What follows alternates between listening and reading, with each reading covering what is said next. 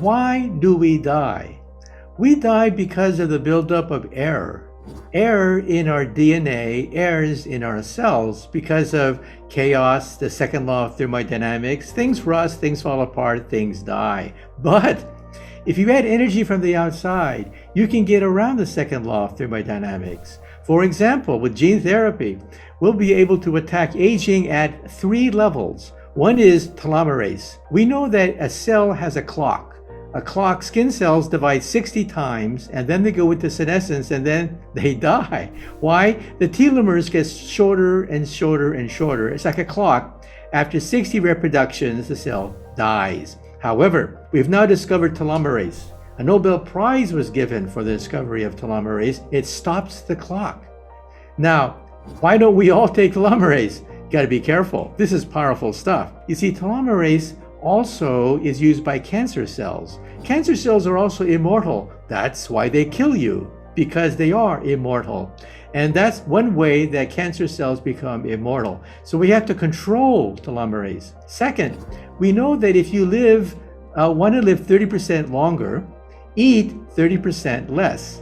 This has been checked on spiders, insects, mammals, all the way up to primates. You feed them 30% less, they live 30% longer. Why is that? Because you slow down the oxidation process. And Mother Nature knows that in case of a famine, animals face famine all the time. Animals have a choice. They can either reproduce or they can gut it out and go to senescence, hibernate, whatever, and then when there's food, flourish once again. So we now have isolated the genes that control this process of gutting it out during times of famine, which of course is very common for animals. And many people are looking at these enzymes which slow down metabolism because we want to live forever without having to live like a monk. We don't want to eat 30% less. We want to eat lots of food and still live longer. And that gets us into oxidation. Why do cars get old? What ages in a car? Well, it's the engine. Why the engine? Because that's where you have combustion, oxidation, wear and tear. Well, where is the engine of a cell? The mitochondria. Bingo. We now know where errors build up in a cell, the mitochondria. And with gene therapy, with CRISPR technology, one day, I think that maybe our grandkids will hit the age of 30 and stop. They may like being 30 for many decades to come. I think that's well within the realm of possibility, given the rapidity with which we are now unraveling the question, why do we have to die? Now, look at it this way. Look at the Greenland shark. The Greenland shark lives to be about 500 years of age.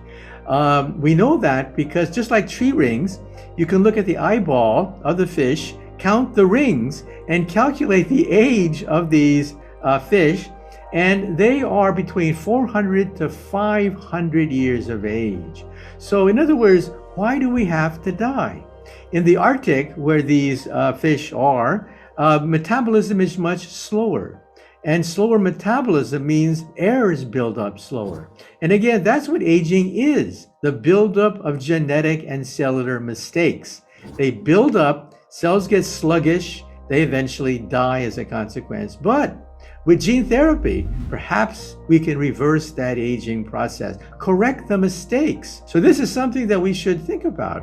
It's not for us, we're not there yet, but we have tantalizing clues as to the mechanism of how aging takes place. In cells, in worms, for example, we can actually double their lifespan. And as I mentioned, you can take any animal up to humans and make them live 30% longer. The second law of thermodynamics says that in a closed system, things decay, things get older, things fall apart, things die. The key word is closed. In a closed system, things naturally get older. In an open system, like you have sunlight, energy from the sun, that can reverse the process. That's how evolution takes place. Evolution should violate the second law of thermodynamics. People get, if you take a look at human evolution, we got smarter, we got more adapted to the environment. Why? Because we had extra energy from the outside. sunlight. Now that open system could be biochemistry. And so biochemistry could replace sunlight and speed up this process. Instead of waiting millions of years for evolution to catch up, we may be able to do it in 1 generation.